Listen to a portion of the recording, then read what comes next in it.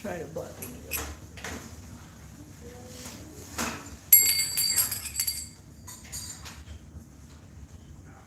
Sorry. Various disturbances here.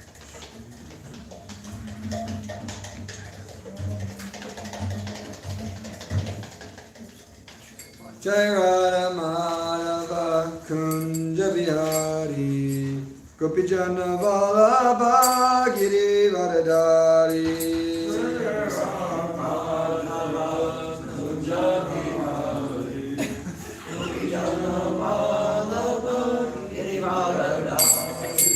Jaya Radha Madhava Kunja Bihari Gopijana Vallabha Giri Varadari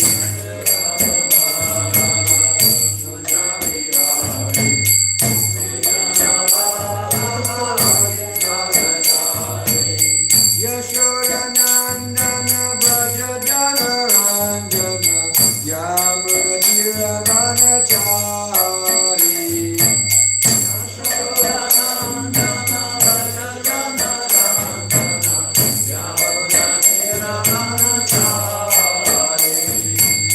Yashodanandana Braja Janaranjana Yamudira Vanachari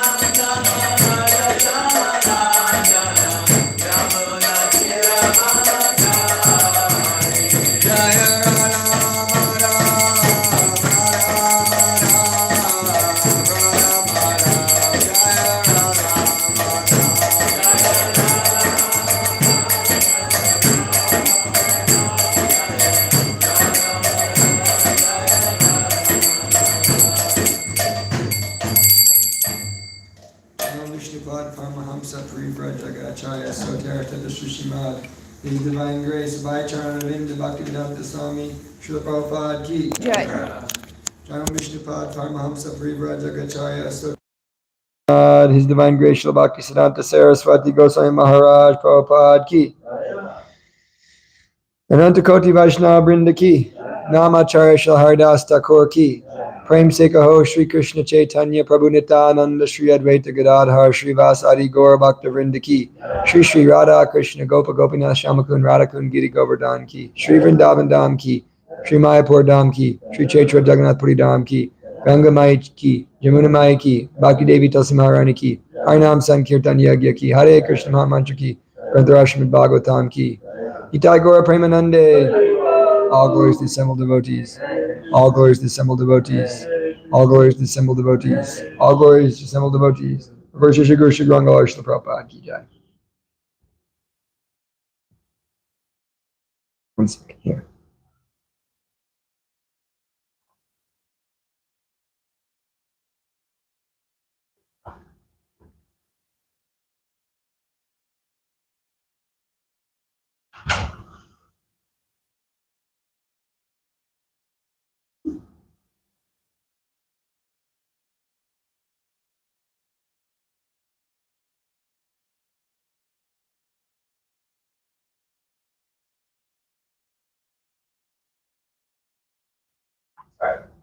Some metal music, huh?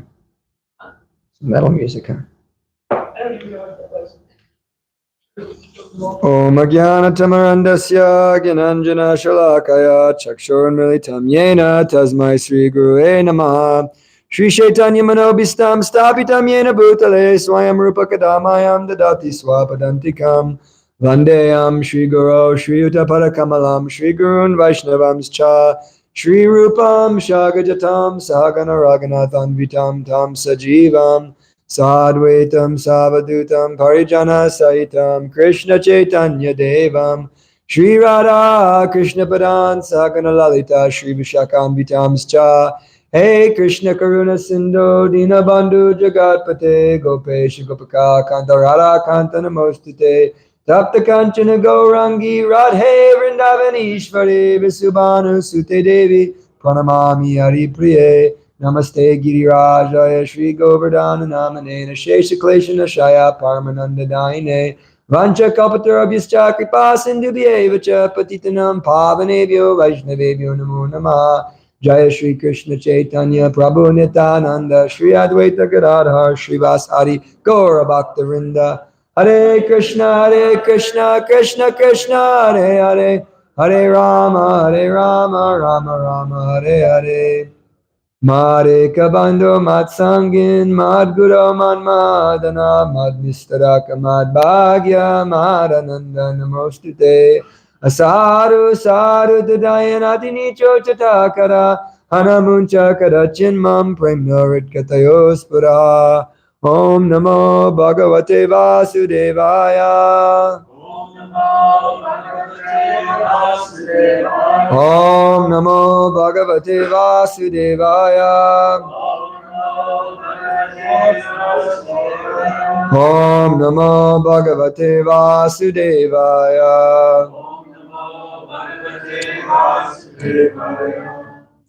Narayanam Namaskritam Naram Chaiva Narottamam Devyam Saraswatim Vyasam Tato Jayam Madhurayet Nasta Pradeshu Bhadreshu Nityam Bhagavata Sevaya Bhagavate Utamashloke Bhakti Bhavati Vaishnashtaki. Hare Krishna, everybody. Reading from Srimad Bhagavatam, Canto 5, Chapter 1, text number 28 and 29. We'll do 28 with the word for word. There's a small purport. You can, if anybody wants to try it, they can, and then we'll do 29 without the word for word. Quite long.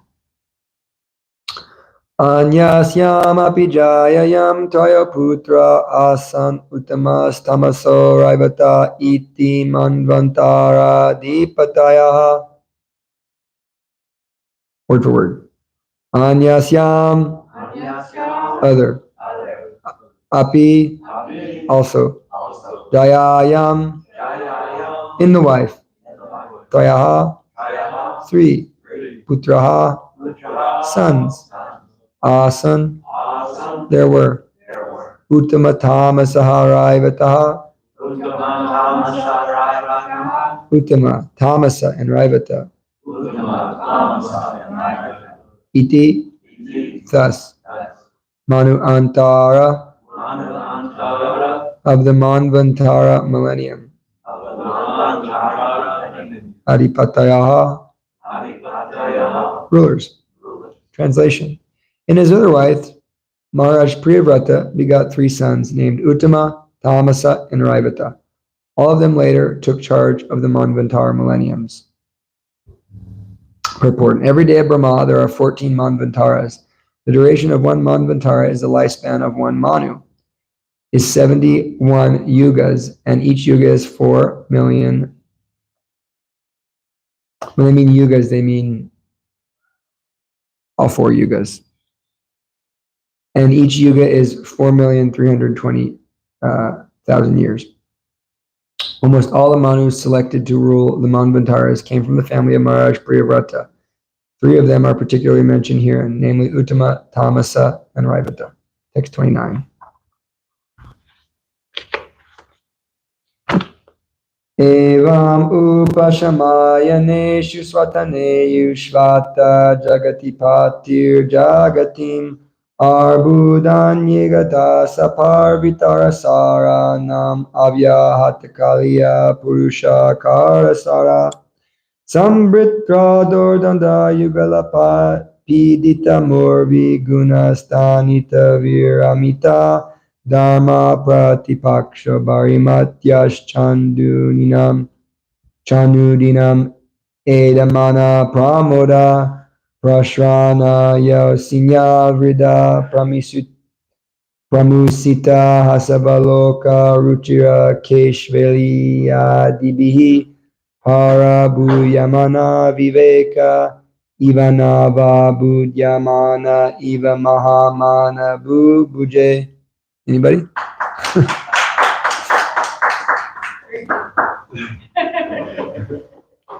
Difficult.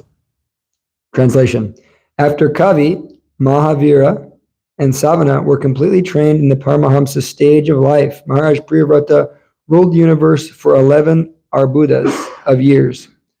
Whenever he was determined to fix his arrow upon his bowstring with his 2 powerful arms, all opponents of the regulative principles of religious life would flee from his presence in fear of the unparalleled prowess he displayed in ruling the universe.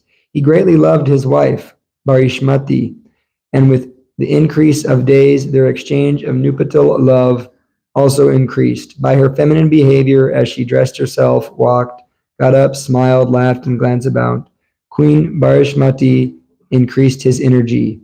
Thus, although he was a great soul, he appeared lost in the feminine conduct of his wife. He behaved with her just like an ordinary man, but actually he was a great soul. Shall we repeat? After Kavi, Mahavira, and Savana were completely trained in the Paramahamsa stage of life, Maharaj Priyavrata ruled the universe for 11 arbudas of years.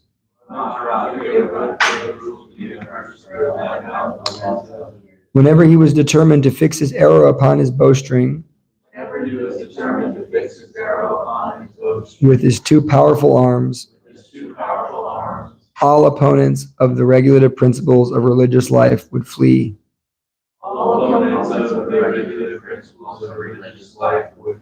From his presence in fear of the unparalleled prowess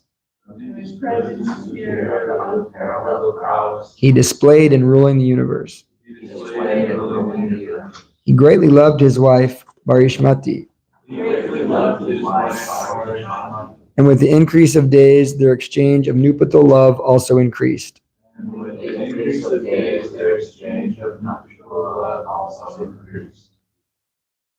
By her feminine behavior, as she dressed herself, walked, got up, smiled, laughed, and glanced about, Queen Barishmati increased his energy. Thus, although he was a great soul, he appeared lost in the feminine conduct of his wife. He behaved with her just like an ordinary man. But actually, he was a great soul. Purport. In this verse, the word Dharma Pratipakshaha, opponents of religious principles, refers not to a particular faith, but to varnashrama dharma, the division of society, socially and spiritually, into 4 varnas, namely Brahmins, Kshatriyas, Vaishyas, and Sudras, and 4 ashrams, Brahmachari, Grihastha, Vanaprastha, and Sannyas, to maintain proper social order and help the citizens gradually progress toward the goal of life, namely spiritual understanding. The principles of varnashram must be accepted. From this verse, Maharaj Priyavrata appears to have been so strict in maintaining this institution of varnashram dharma that anyone neglecting it would immediately flee from his presence as soon as the king warned him by fighting or administering light punishment. Indeed, Maharaj Priyavrata would not have to fight, for simply because of his strong determination, they dared not disobey the rules and regulations of varnashram dharma. It is said that unless human society is regulated by varna ashram dharma, it is no better than a bestial society of cats and dogs. Maharaja Priyavrata therefore strictly maintained the varnashram dharma by his extraordinarily unparalleled prowess. To maintain such a life of strict vigilance, one needs encouragement from his wife. In the varnashram dharma system, certain classes such as brahmanas and sannyasis do not need encouragement from the opposite sex. Kshatriyas and grihastas, however, actually need encouragement from their wives in order to execute their duties. Indeed, a grihasta or kshatriya cannot properly execute his responsibilities without the association of his wife. Sri Chaitanya Mahaprabhu personally admitted that a grihasta must live with a wife.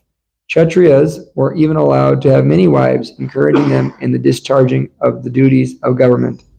The association of a good wife is necessary in a life of karma and political affairs. To execute his duties properly, therefore, Maharaj Priyavrata took advantage of his good wife, Bharishmati, who was always very expert in pleasing her great husband by properly dressing herself, smiling, and exhibiting her feminine bodily features. Queen Bharishmati always kept Maharaj Priyavrata very encouraged, and thus he executed his governmental duty very properly. In this verse, Eva has twice been used to indicate that Maharaj Priyavrata acted exactly like a henpecked husband, and thereby seemed to have lost his sense of human responsibility. Actually, however, he was fully conscious of his position as a spirit soul, although he seemingly behaved like an acquiescent karmi husband. Maharaj Priyavrata thus ruled the universe for 11 arbhutas of years. One arbhuta consists of 100 million years.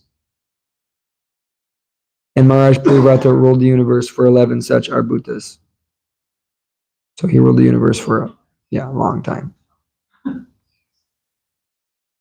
Okay. Namo Vishnu Padaya Krishna Prashtaya Bhutale Srimate Bhaktivedanta Swami Niti Namane Namaste Saraswati Devi Gauravani Prachari Nirvishesha Shanyavadi Pasachade Satadari. Oh, Krishna. So, especially right now in ISKCON, this Varnashram is a very hot topic considering some of the things that are going on. And so there are very fundamental things that have to be understood for us to understand Varnashram, because it really is spoken about a lot. Prabhupada's books, it's a quintessential topic of Srila Prabhupada's books. But the context in which it's used can be misapplied and can do damage to devotees, to communities, to systems, to the world. So it has to be understood in the proper context. It's very important to understand the proper context. So the very first element in which Srila Prabhupada brings up is that Varnashram is not by birth.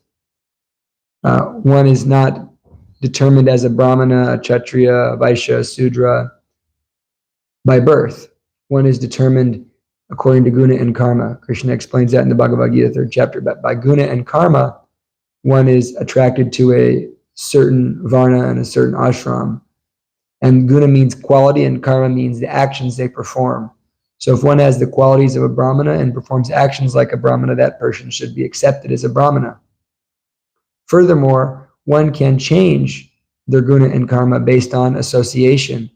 Purusha prakriti stohi bhakte prakriti jan gunam karnam guna sango sad syarasad yoni janmashu. Krishna explains this, that Purusha prakriti stohi, the living entity situated in the material world, Bhakte Prakriti Jangunan, he's enjoying Bhakte Prakriti, the material nature, which is Jangunan, born from the modes of material nature. Karnam Guna Sango Syat, because Karnam Guna Sangha, because he's associating with those modes.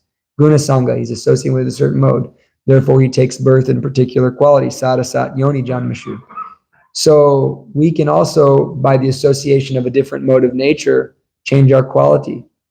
If we're associating with those in the mode of ignorance, we will become in the mode of ignorance. If we're associating with those in the mode of goodness, we'll become like those in the mode of goodness. And we associate with pure devotees who are engaged in transcendental loving service to the Supreme Personality of Godhead, we will also naturally gain those qualities of serving the Supreme Personality of Godhead.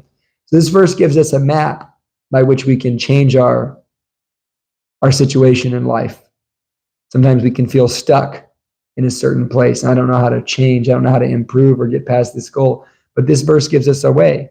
We have to find the association by which we will be uplifted and associate with it. Simple as that. While simultaneously, of course, chanting Hare Krishna. So it's not by birth that one is determined as a Brahmana, Kshatriya, Vaishya, Sudra, so forth. These are determined by guna and karma. And it's important to understand this element, because if that's not understood, the whole system doesn't work. We can say so many things about Varnashram. What's the purpose of Varnashram? Why does Varnashram exist?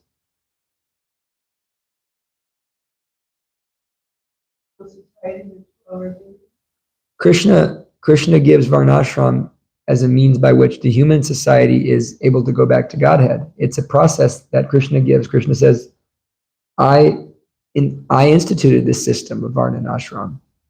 So Krishna is instituting this system. This is the divine way in which the human society is meant to live. So Krishna is instituting this system. However, if it's not understood that the system is meant to serve Krishna, then the system is demoniac and faulted. So the system of Varnashram exists to serve Krishna.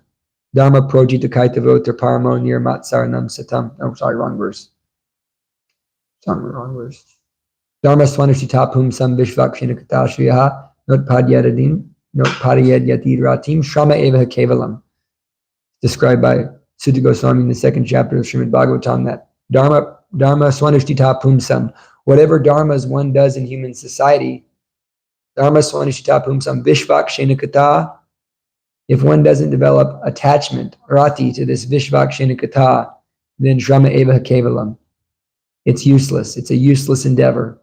So the Varnashram system serves a purpose to help us become Krishna conscious. So if we want to actually live in Varnashram, we don't got to change our society to some ancient society. I always feel like when devotees get on that soapbox of, we're going to do Varnashram, and they get too much, they want to try to take themselves out of time. It's kind of a little bit off-putting, I think, for preaching purposes. Varnashram is a natural system. There's going to be Kshatriyas, there's going to be Vaishyas, there's going to be Sudras, there's going to be Brahmanas. Those are like natural positions. Just as you get a bunch of dogs together, immediately there'll be an alpha male. Immediately there'll be an alpha female. Immediately there becomes a hierarchy. It immediately happens naturally. So human society is like that also. We're also part of the natural world in these bodies. So we also have a natural way of organizing ourselves. Only because of artificial means do we not organize ourselves that way. So it's not by birth, it's by guna and karma. And if you take it by birth, the system doesn't work. The system doesn't work, you see, because the idea is that I have a guna and a karma, but we don't really want any guna and karma, do we? The goal of being a devotee is to avoid karma. We want to free ourselves from karma, from action in the material world. And we want to free ourselves from material qualities of ignorance, passion, and goodness. We want to free ourselves of those things. So if we just say, I'm born a Brahmana, we hear that all the time. People come here, I'm a Brahmana. But I require, like that guy, he came here, said, I'm a Brahmana, but he said, I need to have sex 3 times a day, or else I'll get cancer. Really weird. He was encouraging me. He didn't know I was a brahmachari. He was encouraging me to also follow in his footsteps. I'm good. I'm all right. So if we have a certain guna and karma, it means we're attached to a certain type of activity. Basically, that's what it means. I'm attached to a certain type of activity. Some people are attracted to household life. Some people are attracted to, being warriors, police officers. Some people are attracted to being,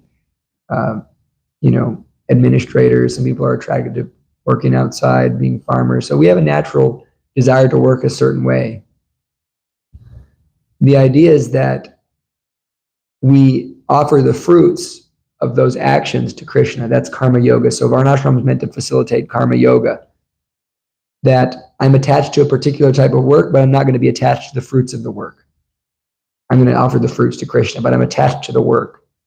And so by working in such a way, giving up the fruits, one diminishes that quality and that action, and they become purified. It actually purifies them. Because if someone wants to take sannyas, karma sannyas, and they try to take karma sannyas without properly purifying themselves, that force of action will force them back into the material world to act in a certain way. That's what Krishna told Arjuna. You're going to be forced to fight. Even if you say you don't want to fight and you go to the forest, still you're going to have to fight because you're a Kshatriya and you just can't help it. It's in your nature. Therefore, you might as well fight for me. Offer the fruits to me. And karma sannyas means the cessation of all material activities, which is different from the sannyas that the devotees take, because the devotees, in a sense, are taking karma sannyas.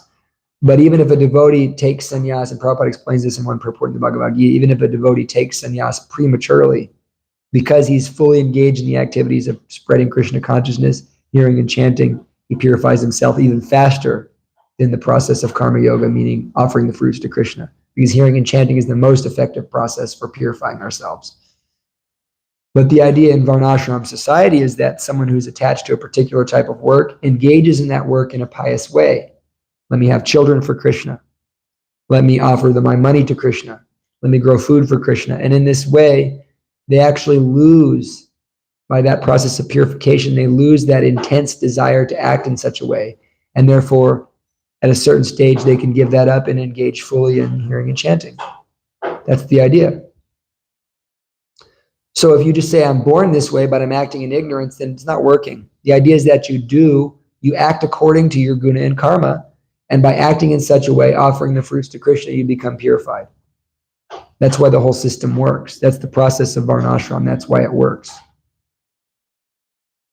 So it's all facilitating this karma yoga. It's all facilitating karma yoga. That's how it's all happening, that I'm going to do this, offering the fruits to Krishna, and in this way become purified. Yagyartart kamayam yatra, lokayam karmabandha, tadartam kamakonteya, mukta sangha samachara. All work has to be done as a sacrifice for Vishnu. Otherwise, it causes bondage in this material world. So we do all of our activities as a sacrifice for Vishnu, and that sacrifice purifies us. Krishna says in the 4th chapter that having tasted the fruits of sacrifice, one gets transcendental knowledge. What is transcendental knowledge? It means you understand you're not this body. When you understand you're not this body, you're no longer as controlled by the modes of material nature. So it's this very powerful process. But in modern age, the demoniac varnashram, the caste system, it doesn't actually facilitate any type of God consciousness. It facilitates the opposite. It facilitates those trapped in bodily consciousness. So with that understanding, we can try to institute so many societal varnashrams, and that's going to be difficult all the time. Prabhupada didn't get a chance to teach us how to do this. Prabhupada could have done it, I'm sure, but who are we qualified to try to tell someone they're a Sudra, tell someone they're a Kshatriya. I've heard devotees near and home call other devotees Sudras, and they're saying it in a way to seem that they're better than another devotee, which is demoniac varnashram. It's actually a demoniac thing. So we have to be very aware that we heard this morning, Prabhupada said, everybody's service is valuable. Doesn't matter what your service is. If you're sleeping in the temple, that's valuable. Krishna sees that. And so you run the risk of ruining your own spiritual life. So it's got to be done very carefully. And it can happen about naturally when we're Krishna conscious, when we actually clarify our own consciousness. Varnashram tends to happen naturally. People tend to separate into their varna and ashram and sit in a service that they feel is appropriate for them. For instance, in our temple, we have our group of people that are making various wood things, and we have our group of people that are acting basically in the Sudra capacity, but they like to do it, they love it. We have our devotees who are pretty much fully engaged in deity worship, Shastra study, teaching. We have our Vaishya devotees. We have our Kshatriya devotees. It's natural. Who do we call when there's a homie? Kaldero. We all know it. You know, who do we call when we need something to do? You know, when we need something at the restaurant, we call Mother Sandamani. So it becomes natural, you see. And in a proper society where people are conscious and they actually, are living basically above the sinful level. The sinful level is what actually causes this degradation of varnashram. Because when people are sinful, they can't perform karma yoga, only bhakti yoga. You can't perform any type of yoga if you're sinful. That means you're below the varnashram system. So you can't offer your, being a drug dealer to Krishna. You can chant Hare Krishna and you'll get purified if you're a drug dealer, but you can't really offer the fruits of these activities to Krishna. You can't offer your steak to Krishna. It doesn't work that way. But anybody who chants Hare Krishna gets some purification, they get some Agyata Sukriti. That's why Bhakti Yoga is the recommended process. And that Bhakti Yoga really means hearing, chanting, remembering the other 9 processes of Bhakti. So it's a natural thing, and that's what we have to understand. And in understanding that, you add on the additional element of Bhakti, which makes a perfect system of spiritual life. Which brings us to Maharaj Priyavrata. Priyavrata Maharaj was a Kshatriya, but he performed austerities as a brahmachari so intensely that he became Brahminical. But then he came back into Kshatriya life. That was his guna and karma. Okay, so he's a greater devotee. He's a great, great soul. He's one of the great souls. He's one of the sons of Swayambhuva Manu. Great soul, a great devotee, powerful individual. Yet he's acting in the capacity of a householder with a wife and children, and he's ruling an opulent kingdom for, what is it? 11 million years. 11 times 100. 11 times 100 million. So 1 billion, 100 million years. So he was king for 1 billion, 100 million years. That's a long time. So that's a long time. That's a long section of enjoyment there. Are you going to judge him? No, he was a devotee. His guna and karma was to act in that capacity, but he was a devotee. And so we can understand, deriving from this, how do we apply this to us? And there's examples. Of course, we hear about Pundrik Vidyanidhi. He was very opulent. He was dressed in... Actually, we'll come back to that example. I want to come back to that example because it's going to really hit home with the point that I'm making. So I want to bring up another point that I think I'm starting to understand better now. It's really, really helpful. And I was meditating on this idea, and then Vaisheshika Prabhu confirmed it in a class I was listening to with him, with the same verse that I was thinking of. So I want to actually ask, what do you define as Maya? What is Maya? It's our enemy, right? Shouldn't we know? We know our enemy. That which is not connected to Krishna. Yeah, that which is not connected to Krishna. That's exactly right. Now let me ask another question. What is not connected to Krishna? There's nothing not connected to Krishna. So the good thing about Maya, the best thing about Maya is it's not real. That's the best news we hear all day. The best thing about Maya is it's not real. Maya is the perception of separation from Krishna that we have because of our own ignorance and our own envy. But there's really no reality to it. And Krishna confirms this to Brahma. Ratertam yat pratiyeta na pratiyeta chatmani tadvidyad atmanomaya yata vaso yata tamaha. This is one of the quintessential 4 Chaturshloki verses of Srimad Bhagavatam. Chaturshloki verse 2 of Srimad Bhagavatam. Krishna says, know, O my dear Brahma, that whatever you perceive in this reality, if you see it as not connected to me, it's Maya. It's a reflection of darkness and ignorance. So we have to even see that what appears to be Maya, you could say, oh, this situation is Maya. It's not, it's connected to Krishna. Or we may say, I'm in Maya. That means we feel that we're separated from Krishna. We feel that I'm in Maya, I'm not connected with Krishna. And I'm acting in such a way that I'm feeling not connected with Krishna. But that's Maya. That's, we're in Maya. But the pure devotee sees everything in connection with Krishna, even that which would not be favorable, he sees it's Krishna.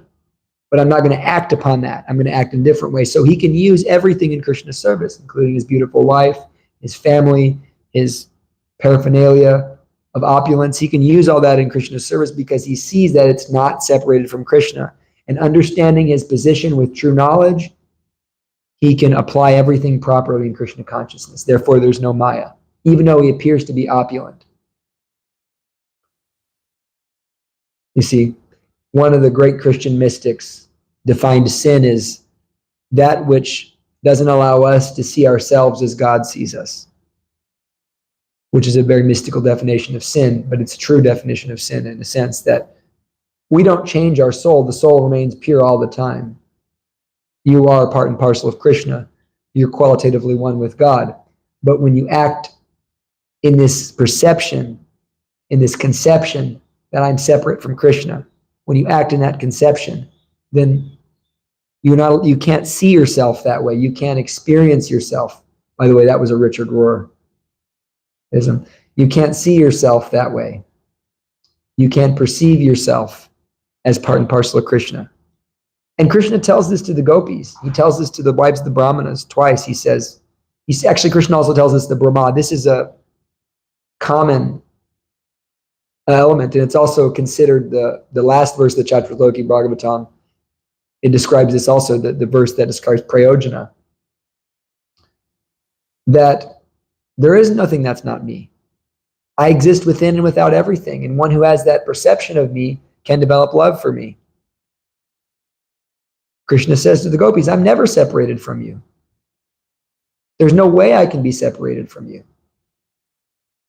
So the gopis are in a type of yoga maya, of course, when they're feeling separation from Krishna. But the message also to us is that there's no separation from Krishna. So if we can develop that vision whenever you see, oh, this is somehow Maya is attacking me, or we talk like that sometimes. We see actually this is coming from Krishna. And understanding it's coming from Krishna, we know how to deal with that situation in such a way that it's service to Krishna.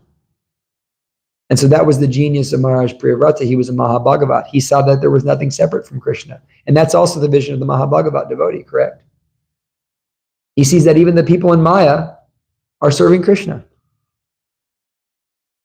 because they're serving Krishna's energy, which is Maya. So we have to understand that there are circumstances that will make us enter into that perception, enter into that state of being in which we will be in Maya, so-called Maya. We can understand that if I act in this way, I will be covered over. But we actually have to see that still the situation is Krishna's energy, and therefore let me offer it to Krishna. So an expert grihasta like Maharaj Priyavrata was able to live in this world that appeared to be like Maya, but understanding that everything is Krishna's energy and that he's the soul, not the body, he was able to use everything in Krishna's service and remain untouched. So with that understanding, we have to derive now, what is duty? What is duty? Because Maharaj Priyavrata was doing his duty. His duty was a Kshatriya, a king, and a king requires a wife. It's like if you're going to be a Kshatriya, you need a sword, you need a bow, you need a wife. Because I asked one time Padmanabhan Prabhu, I said, of course, Bhishma Dev's an exception. He was Paramahamsa Kshatriya. I asked Padmanabhan Prabhu, I said, why is it that these Kshatriyas, it seems like they're enjoying on a very high level? And he chastised me back. He said, you ever kill anybody? You ever do any of this stuff? So they need some, some relief,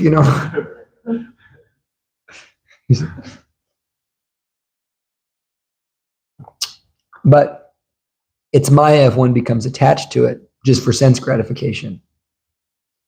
Understanding, and it's like sometimes all these Kshatriyas, they're not austere. And it's like, yeah, I can see brahmacharis, they get austere, sleep on the floor, let's take cold showers and whatnot. But you ever tried killing somebody with a sword? I don't know. It seems kind of austere. I don't know if I want to do that. Fighting in a battle. That's also an austerity. So austerity isn't artificial. Austerity is that which comes in terms of Krishna's service. So understanding what is duty, we can apply the material energy in Krishna's service and not come under that false perception of being separated from Krishna. So in the state of Maharaj Priyavrata, in the case of Maharaj Priyavrata, the wife is not Maya. The wife is Seva. The wife is a facility to help him serve Krishna, because he had a certain guna and karma. Now, stepping back a second, we can't really compare ourselves to Maharaj Priyavrata, who is the king of the Satya Yuga, and apparently many, many yugas. Long time. That might have been a typo. 100 billion. 100 billion. 1.1 billion years. Yeah, 1.1 billion. That seems like it's a long time. It might be a typo. Because that would be like, we hear that the Kshatriya Yuga, there's 1,000 of the Kshatriya Yugas is like the day of Brahma. It's longer than, anyways, it's crazy. Almost a long time. So, anyways, our duty is not in the same sense of Maharaj Priyavrata. What is our duty? Our duty is to chant Hare Krishna. That's the Yuga Dharma. But we also have some material element. We're also conditioned. We also, if we are pure in mind, we also fall into one of these categories: Brahmana, Kshatriya, Vaishya, Sudra, Brahmachari. We fall into one of those categories also, based on our guna and karma, and we can't avoid that, so to speak. So we tasmat sarveshu kaleshu mam anusmaram yudicha maya pritamanobuddhir mameva shashasham shayaha. We engage in the process of chanting Hare Krishna to purify that nature which is contaminated, purify that nature, simultaneously offering the fruits of our work to Krishna, and thereby become transcendental. So Varnashram facilitates yajna. Understanding what our duty is, we offer our duty to whatever our Varnashram position is to Krishna. And at a certain point, the idea is that one becomes Paramahamsa. Even sannyas is considered material. We understand that Srila Prabhupada and Srila Bhaktisiddhanta, they came down to sannyas. They didn't go up to sannyas. They came down to sannyas. They were already beyond sannyas. Especially Srila Bhaktisiddhanta is a great example. And his guru was Gauranga Das Babaji. All he did was chant Hare Krishna. We heard yesterday that Paramahamsa simply engages in full-time hearing and chanting. That's all he does. But Srila Bhaktisiddhanta was on that level. He chanted Hare Krishna for 10 years straight, 192 rounds a day, 10 years straight. He came down to the level of Varnashram sannyas to preach Krishna consciousness. So we're all trying to go to the stage of Paramahamsa, full absorption, hearing, chanting, serving Krishna.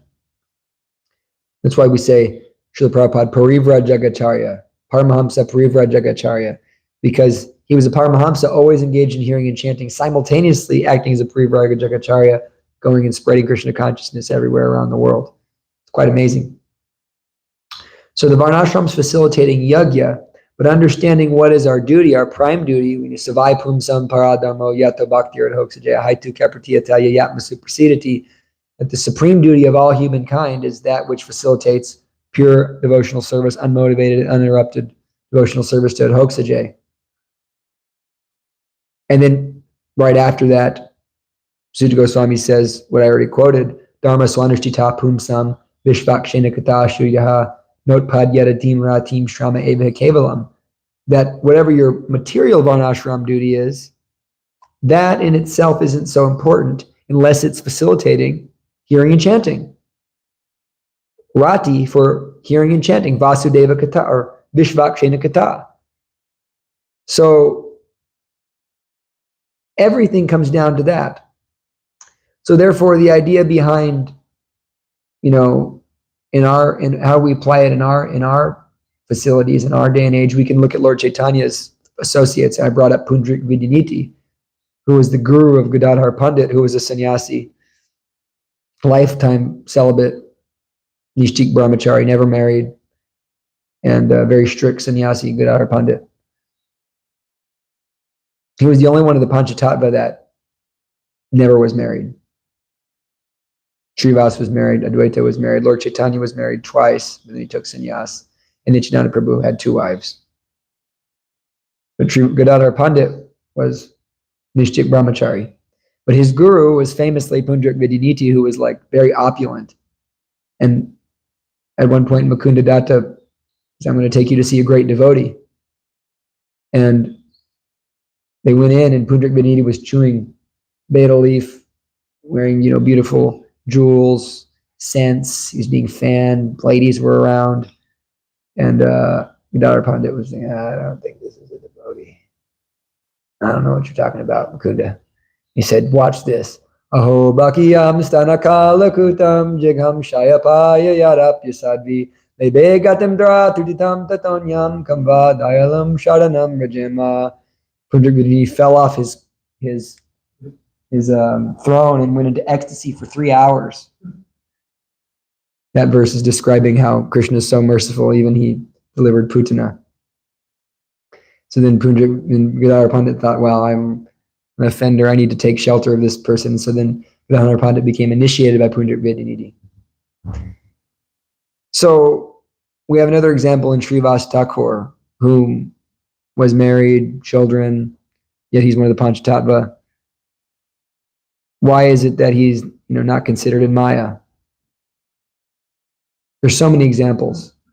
Bhaktivinoda Thakur. Because their life was based on the prime duty of human society in this age, which is chanting. Krishna was asking Arjuna to fight, but Krishna is asking us to chant Hare Krishna, to spread the chanting of Hare Krishna, and to hear the chanting of Hare Krishna. That's it. That's what we're asked to do. That is what Krishna is asking us to do. That's our version of stand up and fight, is stand up and spread Krishna consciousness, stand up and chant Hare Krishna. And so when a grihasta, brahmachari, sannyasi, whatever that person may be, lives their life based on the chanting of Hare Krishna, and they're basically absorbed in hearing and chanting, then it doesn't matter. It does not matter what they are. They're attached to hearing and chanting. Therefore, they're transcendental, and they deserve all respects of a Vaishnav. That's the transcendental process. There's a verse. Etavan Sankhya Yoga Bhyam Swadharma Paranishtayaha Janmalabha Parapumsam Ante Narayana Smritihi. Shukadev Goswami says, Etavan Sankhya Yoga Bhyam, whether you do Sankhya, whether you do yoga, whether you do your Swadharma, your perfect Kshatriya, perfect Grihasta, whatever, Janmalabha Parapumsam, whatever you do in human society, in this human birth, Ante Narayana Smritihi, the supreme goal is that you remember Krishna at the time of death. Ante, death. Ante Narayana Smritihi, to remember Narayan. So otherwise, it doesn't matter what your color, your position is. That doesn't actually make a difference. What makes a difference is, are you remembering Krishna? The only way to remember Krishna is to chant Hare Krishna. Do you think that these Mayavadi brahmacharis are going to go back to Godhead? No. They don't go back to Godhead. There's, of course, the famous story of the brahmachari doing so many austerities. All he drank was milk, and Lord Chaitanya threw him out of the kirtan forcibly. You think you can please me by drinking milk? You know? No, I'm pleased by hearing and chanting. That is the Yuga Dharma. So, we can do so much. Even seva, even we doing seva, but if the seva is not supported by hearing and chanting, it's really not real. It's only going to give you some agyata sukriti. It has to be, we can do deity worship. If you just do deity worship, I mean, there's so many temples, they do deity worship, but without that hearing and chanting, without the spreading of Krishna consciousness, I'm not just talking ISKCON temples, I'm talking temples all over India, where it's like, it feels more like a scam deal than a temple. I mean, they're just it's just like a money-making thing. And, we can't think that we're above becoming that way, because the instant we stop preaching, that's what makes this temple so alive, is it's really dedicated to preaching. Deity worship is minimal. It's dedicated to prasad distribution and preaching. That's the life of Krishna consciousness. That is actually what Lord Chaitanya is asking us to do. He's asking us to spread Krishna consciousness. He's asking Arjuna to fight. He's asking Maharaj Priyavrata to be a king. But he's asking us to spread Krishna consciousness. So whatever you have to do that, whether you're a grihasta, whether you're a brahmachari, whether you're a sannyasi, play your part in that and you'll become successful. And so it comes down to seva and attachment. That if you're attached to your family, grihasta, spiritual situation, if you're attached to that situation because it's facilitating hearing and chanting, and because they're devotees, and that attachment is actually Krishna conscious, then that is transcendental. And actually, Vishwanath Chakravarti Thakur confirms that, because Kundi Devi prays, sever my attachment to my family. But Vishwanath writes because he writes in conversation, and he's saying Krishna is asking her, you want me to sever your attachment to my devotees? Seems very offensive. Kunti's kind of replying, no, actually, I want to be separated from all of those Vrishnis and Bhojas who are not devotees. I don't want to be separated from devotees. We have to accept what's favorable and reject what's unfavorable. That's the genuine process of surrender. So even if they're devotees, but if they're unfavorable for your advancement, then, okay, maybe it's time to take Vanaprast, take sannyas. We see that in Prabhupada. His wife was a devotee. No one can deny that. But she wasn't a serious devotee, like Prabhupada was. Therefore, he moved on to the next phase. And we're grateful for that. So, in this way, we can understand that Maharaj Priyavrata, he was engaged in Krishna's service. And so he was able to enjoy all the facilities that were present in that. But because he was simply attached to hearing and chanting, then he was successful. He attained all success. I have my notes here, but this last word just says gum. Oh no, guru. Okay, never mind. Instead it said gum. I said, I don't know what I meant by that. Well, this also brings a point that, because there's a lot of talk right now with this debate, the feminine female Diksha Guru business and all of this debate, but I don't want to get too political here. I don't want to get shot at by devotees, but one thing to understand is, we're not this body, and devotional service is the process that purifies one.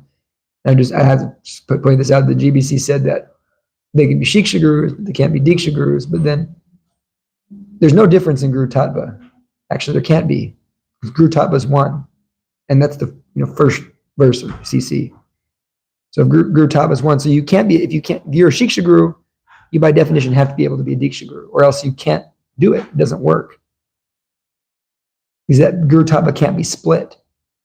So that's a logical fallacy. But the idea is that when someone does devotional service, they're transcendental to guna and karma. They are transcendental to guna and karma. Because the devotional service is the purifying element of our lives. It's the devotional service itself which purifies us. And so someone who can deliver devotional service, that person is a guru. There's no rubber stamp. That person's a guru no matter what. So And then one last verse I want to quote is that when one is in whatever situation they may be in, material situation, if they appear like a grihasta, appear like a brahmachari, whatever they are, if they're engaged in devotional service, there's no loss. That's the point. It's so powerful. But if someone is engaged in those things without devotional service, then there's no gain. Tvaktva swadharmam charanam bhujam harir bhajana pakbo tapatet tato yadi yatra kvava dharmabura musyakim kavarta apto bhajatam swadharmataha. Narada Muni says that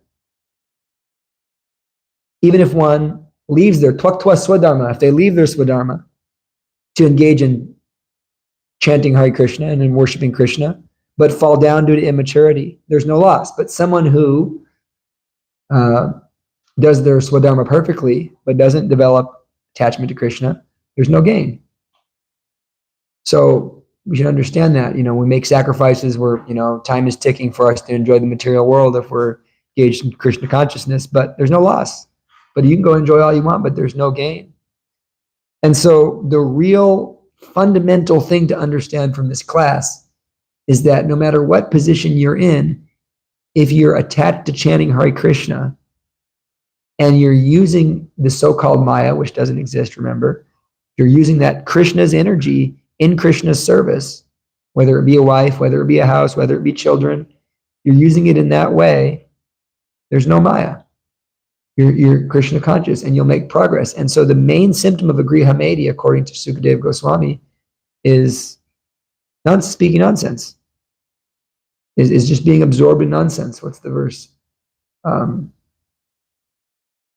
it now. Apasya tamat matatvam grihesha grihamedinam. We're in the first line. Shotavyadini Rajendra Nrinam Santi Sahasrashaha Apashya tamat matatvam grihesha grihamedinam. There's so many millions of things to talk about for those who are apashya tamat matatvam, who have no atmatattva. So the main thing is, let me chant Hare Krishna. Let me mainly focus on being a devotee. That's it. Okay, any questions? Yes. So it was Gadadhar who saw Pandit Vijayanidhi and was like, nah, this guy's not a devotee, is that right? And then he took initiation from him when he realized the error of his ways. But I just have the question, like, wasn't he already initiated? Like, how did that work? No, he wasn't already initiated. Okay, that's all I wanted to know. He was born in a pure devotee, area, so he was already Krishna conscious. He was friends with Lord Chaitanya from birth, but he took his diksha from Gadadhar Pandit. Okay. Nadi Bihari. Thank you for the lovely class. I said a couple quick things. One, thank you. One, I was thinking there's that Buddhist walk for peace that's been happening. And one thing that I saw from it that was nice was that one of the monks, he called people lay devotees, which I had never heard. Like devotees in waiting, I guess, I thought that was a nice consciousness to be at. For some reason I thought of that during the class. And then another one I thought of was, I listened to a talk on Lord Shiva, and I feel like every time there's an appearance day or the celebration of a devotee, I learn some sort of more of the mercy of that devotee. And because, let's see, one thing was that he does the service that nobody else wants to do, like be around the ghosts and the ghouls, and to drink the ocean of poison, and he's considered the greatest devotee. So it made me think about how we should never think about how a service is too small, like you were mentioning, and that, what was the other thing I was thinking of? I forget what the other thing was. I'm sorry. Okay. Yeah. Thank you for sharing. Anything else? Andrika?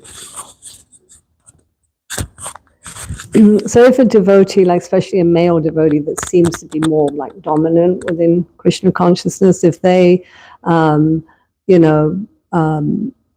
get covered over by Maya, obviously they're still Krishna, they've been Krishna conscious, but they've been covered over. And so, but then they decide they want to, if they're covered over Maya, they want to bring that Maya back into Krishna consciousness because they feel they have some stance now. What kind of preaching, as you say, we're a preaching movement, and if they're not a new devotee anymore, but what kind of preaching should be given to them to help them to get back into, the basics of Krishna consciousness, which is love and chanting and hearing? Well, I mean, you have to be aware, we have to respect position. If someone's senior and they're in Maya, it's really not my position to instruct them. That's we can tell someone who is senior to them, that's basically the best thing to do. Otherwise, better just stay away from them. As far as that's my experience with that situation on multiple occasions. Then try to preach to someone who is not wanting our instruction is putting us at risk of having a bad experience and making them more in Maya. Really, if they're really in Maya, that could just like that. So we have to respect position. Unless it's totally blatant, someone's hurting children or something like that. But if someone's a senior devotee and they're acting like they're in Maya,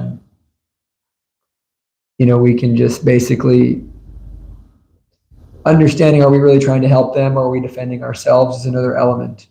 Are we defending our position, which is, we have nothing to defend except our false ego.